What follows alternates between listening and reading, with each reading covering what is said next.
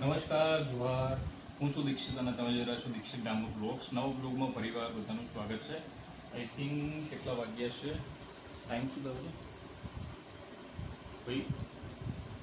8:26 થઈ છે. આજે આખો દિવસ કોઈ જ બ્લોગ શૂટ કર્યા નથી.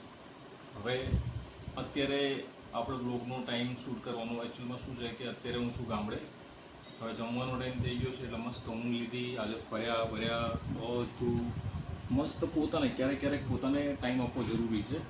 એટલે બહુ બધી વસ્તુ આપણે એક્સપ્લોર કરીશું. કાલના વિડીયોની અંદર ખૂબ સારી મસ્તી કરીશું અને ઘણી બધી વાતો કરીશું. કાલે તમને નવી બાબતોનું વિશે આ જ વિડીયોમાં તમને જોવા મળશે. તો હવે જમવાનો ટાઈમ થઈ ગયો છે એટલે થોડી વારમાં મળીએ. એક રાત્રે અમદાવાદ હોઈએ છે તો અમદાવાદની અંદર શું હોય, વાહનો, ઘોંઘાટ, શોરબકોર, અને અહીંયા ગામડે કેટલું શાંત વાતાવરણ લાગે છે. અવાજ આવે છે? લો ભાઈ, આપણે હવે જમી લઈએ. આપણે છે રસ છે, ખીચડી છે, રાયતું છે, કઢી છે.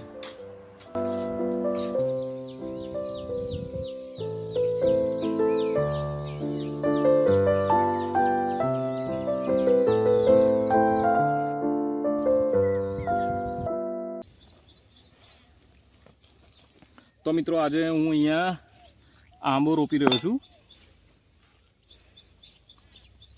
લે દર પાડતી. ગજાનંદ ગણપતિ ભગવાન કી જય. દેખજો, સીધો જ રાખજે, આડો ના પાડતી. એમ તો નીચેથી નહીં પાડ, આ લીલીમાં કે ઉપરથી ના લે.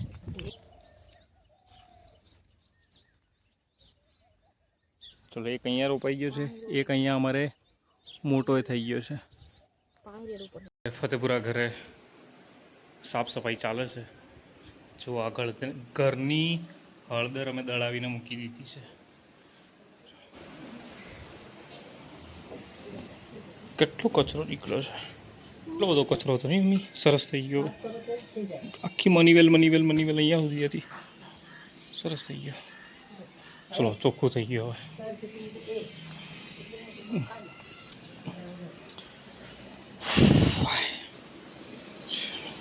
અમે લોકો ફતેપુરા મારા મકાન પર સાફ સફાઈ કરવા માટે આવ્યા છે.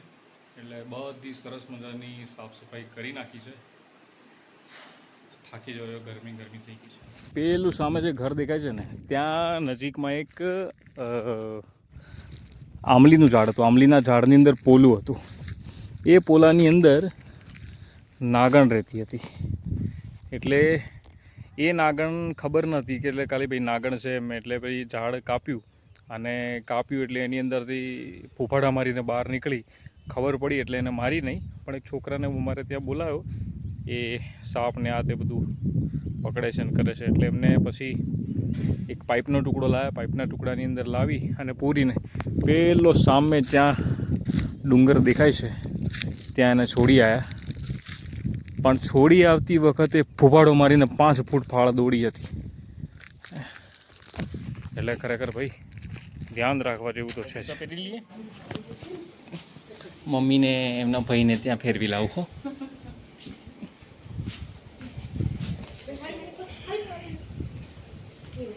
ભાઈ, અમારું ફતેપુરા. આજે હું મારા મામાના ઘરે જઈ રહ્યો છું. એટલે હું અને મમ્મી આ ફતેપુરામાં હવે મામા માટે કંઈક લેતા જઈએ આગળથી. શું લેવું છે મમ્મી, બોલો? ફ્રૂટ લેતા જઈએ.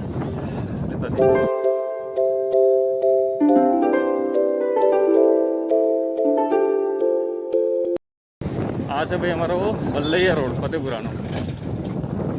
આ રસ્તો પહેલેથી આવો જ છે ભાઈ. નાનો હતો ત્યારે આવો છે, અત્યારે આવો છે, કાંઈ બદલાયું નથી ભાઈ. અમારા મમ્મીને મામાને ઘરે લઈ જાઉં છું. અને આ અમારે લીમડિયામાં થઈ અને પછી કુપડામાં જવાય. એટલે આ લીમડિયા છે. આ શું કહેવાય મમ્મી? કઈ નિશાળ છે?